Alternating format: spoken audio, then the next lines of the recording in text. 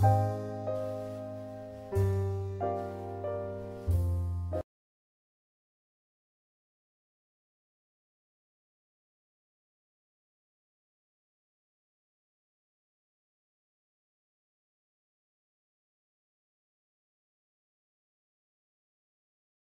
today I am going to do for you another review and tutorial featuring Wild 8-pan color icon palettes, and this is going to be the last in a series of like 4 videos featuring these palettes, and this is going to be the Petal Pusher review and tutorial of the darker pink side. This is the more purpley side that I did a tutorial for a couple of weeks ago, which I will link below in the description box. And today I'm going to be doing, let me open this up, this side, which is the darker, I hope you can see these colors. It's raining out and it's kind of cloudy. I hope that the bathroom light is enough because I can't really see in the viewfinder here. But these are the colors. I'll have pictures of the swatches so that you guys can see the colors a little better. If this side of the palette here is definitely... it's like a smokier purple eye. I am wearing it right now. I'm going to swatch these 4 colors for you, and then I'm going to go ahead into the tutorial and show you guys how I use these colors. So yeah, this side is definitely, the side I did before was more pastel purples, and this is definitely more smoky purples, and they're even more, maybe a little more pink toned. If anything else, I'll just swatch them for you. The first one is this one up here, which is the Brow Bone color. This is a very frosty, icy, purpley pink is pretty much what it is. It's a very light, frosty shade. This is really pretty. It's definitely a purple. I don't know if you're going to be able to see that. I'll take a picture of the swatch so you can see it better because this color is so light now with this lighting. But yeah, it's definitely a really, really light, frosty, purpley pink, very pretty shade. Then the second one here, the eyelid shade, it looks kind of like a warm pink in the pan, a warm pink with like gold shimmer, but when you swatch it, it's actually more of a warm purple with gold shimmer. This actually reminds me of Tracks from MAC, if you know of that shade. Definitely not exactly like it, but a little bit. It's a plummy, warm purple with this gorgeous bronze shimmer in it. It's really a unique shade. It looks different in the pan, it swatches different, and then it goes onto the lids even more different. So this is definitely a kind of tricky shade because once you even put it on the lids with other shades, on my lid with other shades, it looks completely different than the swatch or even in the pan. But you'll see that in the actual tutorial how it applies on the lid. It actually applies more purple than anything else. So that's strange. This is a crease color. This is a really, really dark black and purple with purple shimmer in it. This is not an original shade to the Wet n Wild color icon family. This has been in many palettes before. So I have a lot of, you know, it's obviously a very pigmented, dark color, great for the outer V. I have a lot of experience with the shadow. It's been in a lot of Wet n Wild quads and stuff. Then last is the definer shade, which also isn't, you know, an original shade to Wet n Wild. This one is just a black with like a multicolored shimmer in it. This has been in other palettes before as well, and is actually, when applied to the outer V or lid or anything like that, is really similar to this other shade.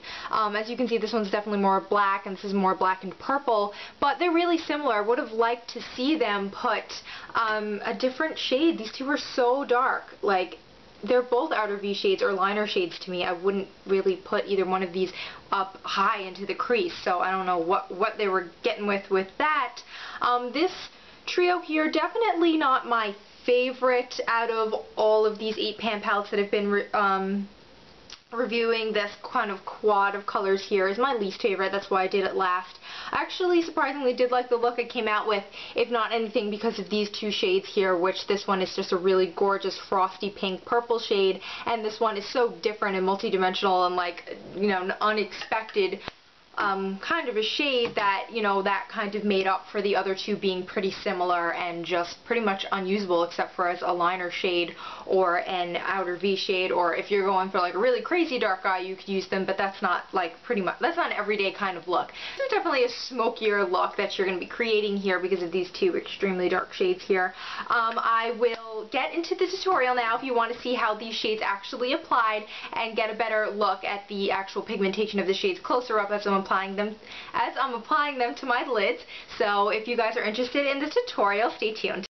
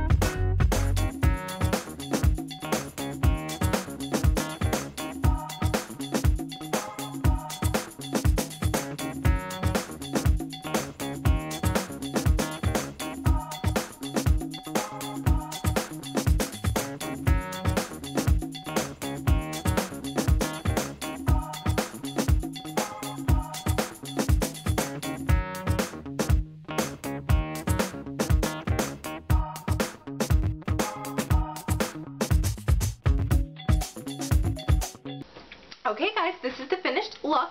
I just went ahead and did a black liquid liner and winged it out a little bit on my upper lash line.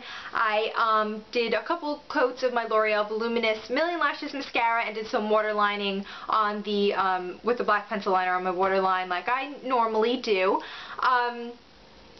Then on my cheeks, I just did a neutrally pink blush. It's just my NYX Blush and Angel, which is my everyday neutral pink blush.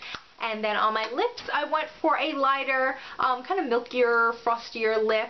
I used Pretty Please from MAC, which is a luster, and it's this really gorgeous, light, baby pink, frosty color. And then over the top of that, just to make it a little more pigmented, I used my NYX Tinted Lip Balm in Sugar Coated, which is a really gorgeous, milky, baby pink tinted lip balm, really nice. So yeah, that is the finished look. Again, you know, final verdict, having used all the shades in the two 8-pan palettes that I do have. This is the Petal Pusher palette, and I also have the Comfort Zone palette, which is the neutrals, which I did 2 videos on already. I really do like them. I love Wet n Wild Color Icon shades. Again, the only thing I do have to say about these 8-pan palettes is they don't put any mattes in these palettes, and I really did like the mattes in the 6-pan palettes that they had come out with, I guess, last year. The mattes were really my favorite, so I kind of do miss the mattes because every shade in these,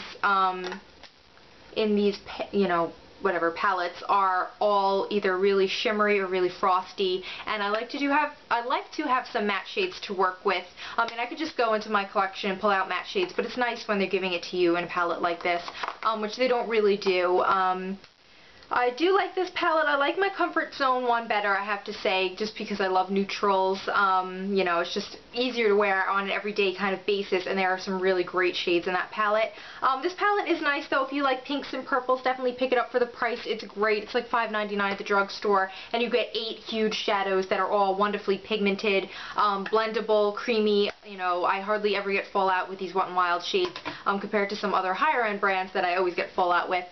So, yeah, that's the end of my little 4 video series. I know it took me a while to get all 4 of these up, But that's it for me for these 8 pan palettes. I'm sure I'll, you know, be using these shadows in tutorials, but specifically reviewing and talking about these palettes, that's the end of that series. So I hope that you guys liked all this. If you can find these now, when I kind of put up my first video, these were like just coming out and kind of hard to find, but they are in the permanent Wet n Wild's permanent line of stuff, so maybe they're kind of like restocking their shelves at this point, and maybe they're a little easier to find now, I hope. So I hope that you guys enjoyed this, and everybody have a really good day. Bye!